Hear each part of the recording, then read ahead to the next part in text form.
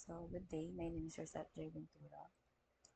So, after ni Maswan ni Meow, next naman is i-spawn natin si Tier 0 Fawn. So, first i-spawn muna natin yung target machine.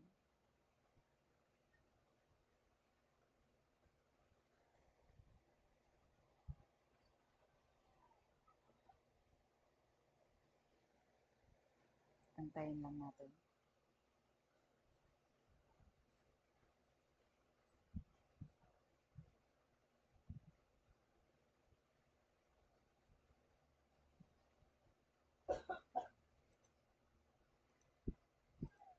So, eto na yung IP ng target machine natin.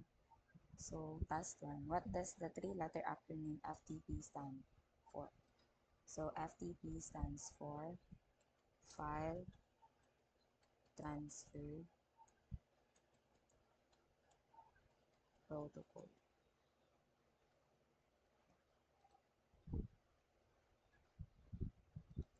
Then, which part does the FTP service listen on usually? So, punta tayo dito. So, i-close na natin ito. Image, ano ba? So, ano?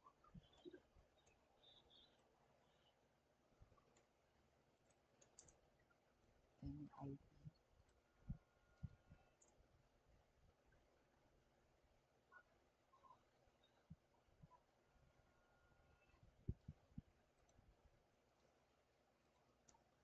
So, port 21.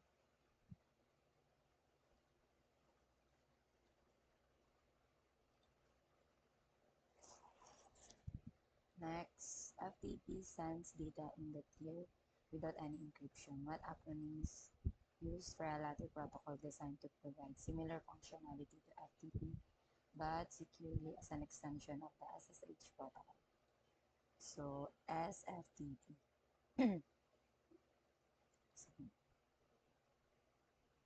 Next, what is the command we use to send an ICMP echo request to test our connection to the target? So, yung sagot dito is ping. So, confess namin para execute.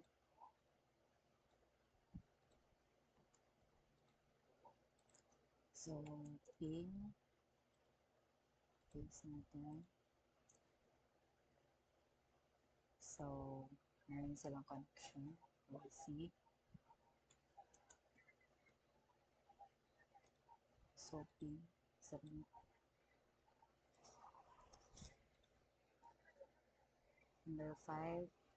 From your scans, what version is FTP running on the target? So, execute naman natin. So, FTP. So, FTP and then IP.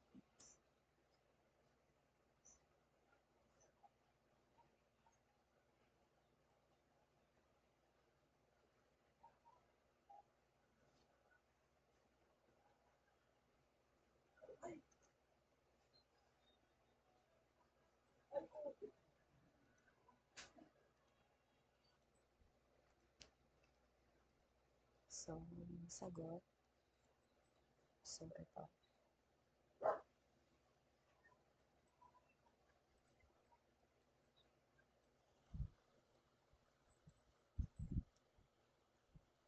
Okay na.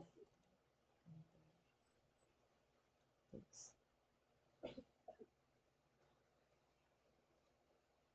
From your scans, what OS type is running on the target? So, check natin. So, hindi pa siya nakakita. So, untay na natin. So, yung sagot dito is Unix. Then, what is the command we need to run in order to display the FTP client help menu? So, ang answer dito is FTP-H. So, execute natin. F. So, ito.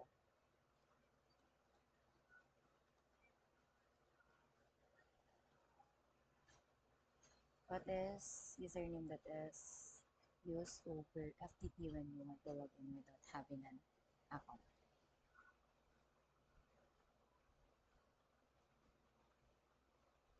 So FTP, then is not on. So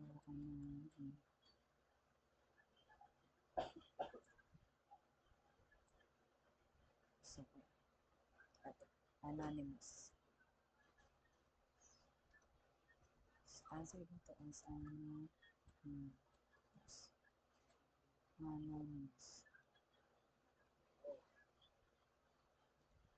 What is the response code we get from the FTP message log being successful? So 230.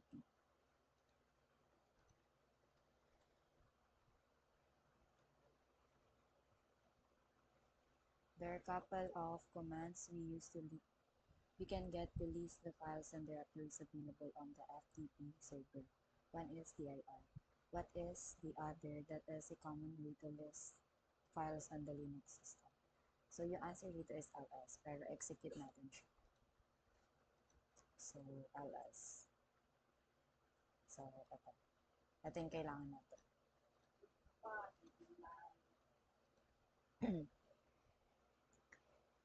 Then what is the command to use to download the file we found on the FTP server? So yung answer dito is get. So execute natin. Get flag.txt. So transfer complete.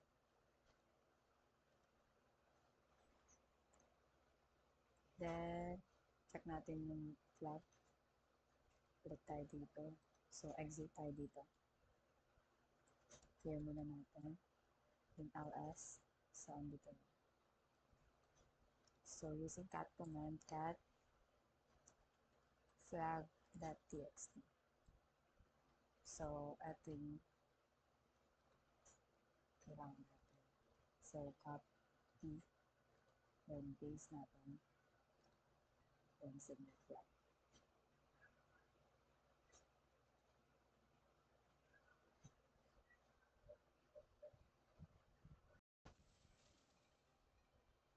So, paon natin default.